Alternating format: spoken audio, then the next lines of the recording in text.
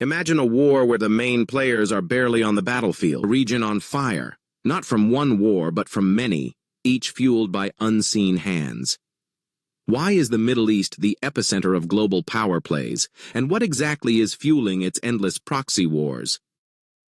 The Middle East isn't just a region, it's a chessboard where world powers have clashed for decades. From Syria to Yemen, Lebanon to Iraq, wars erupt, but the soldiers often fight not just for their own flags. In today's video, we'll uncover the deep-rooted causes behind these proxy conflicts, dissect the role of major players like the US, Iran, Saudi Arabia, Israel, and Russia, and explore what keeps the fire burning year after year. Proxy wars in the Middle East are among the most complex in modern history. They don't follow a single narrative. Each war is layered with ethnic divisions, religious rivalries, resource struggles, foreign ambitions, and regional power plays. But why does the Middle East attract so many of these conflicts? And who really benefits from keeping the region in a constant state of chaos? To understand the proxy wars today, we must first look back. The modern Middle East was carved by colonial powers, primarily Britain and France, after the fall of the Ottoman Empire post-World War I. Borders were drawn with little regard for ethnic, religious, or tribal lines.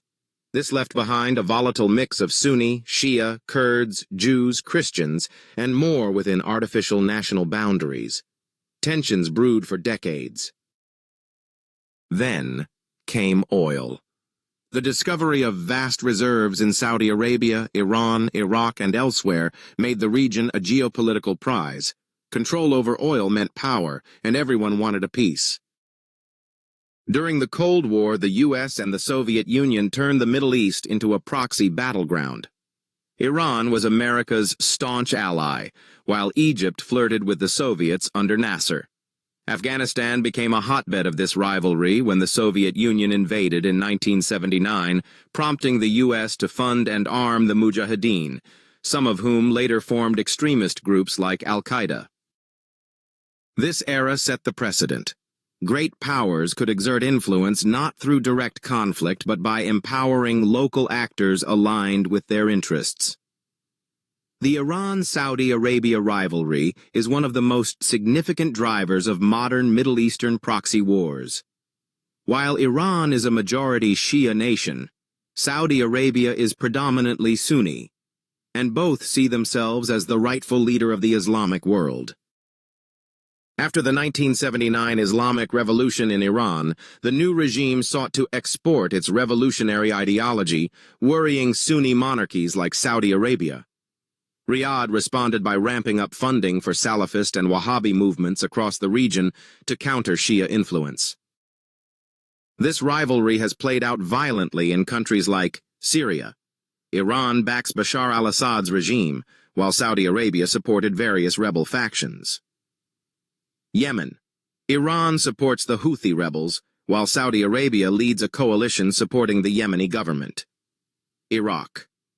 Post-2003, Iran's influence grew massively via Shia militias, while Sunni insurgents were supported by Gulf states. Lebanon. Iran-backed Hezbollah is a dominant force, while Saudi Arabia supports rival political factions. U.S. interests and interventions. The United States has long considered the Middle East strategically vital. Its goals have included ensuring the free flow of oil, countering terrorism, supporting allies like Israel and Saudi Arabia, containing adversaries like Iran and previously Iraq under Saddam Hussein. These goals have led to multiple U.S. interventions, from the Iraq War in 2003 to drone strikes in Yemen and Somalia. But each intervention intended to stabilize often ended up destabilizing. In Iraq, the removal of Saddam Hussein dismantled the Sunni power structure and allowed Iranian-backed Shia factions to dominate, sparking sectarian violence and the rise of ISIS. In Syria, U.S. support for rebels added another layer to an already complex civil war, which included Russia backing Assad and Turkey fighting Kurdish forces. While the U.S. has begun scaling back its presence, Russia has made a strong return, most notably in Syria. In 2015, Russia intervened to support Assad, not just to protect its only naval base in the Mediterranean, but also to reassert its global influence. Russia's involvement transformed the conflict, propping up Assad while bombing rebel positions. Moscow also presented itself as a more reliable ally than the West, especially to regimes worried about being abandoned by the U.S. Groups like Hezbollah, Hamas, the Houthis, and formerly ISIS have grown powerful, often supported by state sponsors. They operate across borders and act as proxies for countries like Iran or Turkey. These groups complicate warfare. They're not bound by national laws, and their ideologies often outlast diplomatic agreements. Fighting them is like fighting shadows. Oil and natural gas remain major drivers. Control over pipelines, ports, and shipping lanes like the Strait of Hormuz gives strategic leverage. Qatar's support for certain groups was partly linked to its ambitions to expand gas pipelines. Control over territory isn't just symbolic, it's profitable. Proxy wars today aren't just fought with bullets, they're waged with narratives. Al Jazeera, Press TV, RT Arabic, and other state-backed outlets push competing perspectives, influencing minds across the region. Disinformation and propaganda fuel sectarian hatred and international confusion. The human toll of these proxy wars is staggering. Syria's war alone has killed over 500,000 and displaced millions. Yemen faces one of the worst humanitarian crises in the world. Lebanon teeters on collapse. Iraq remains scarred by war and division.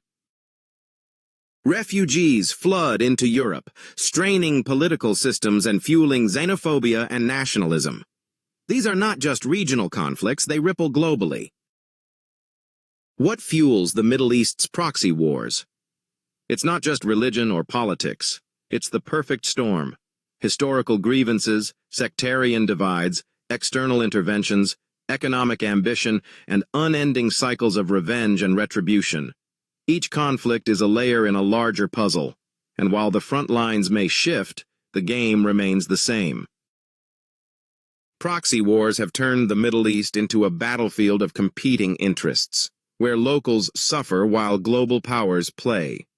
Until these powers disengage, or until the people of the region are truly empowered to shape their own futures, these conflicts will likely continue.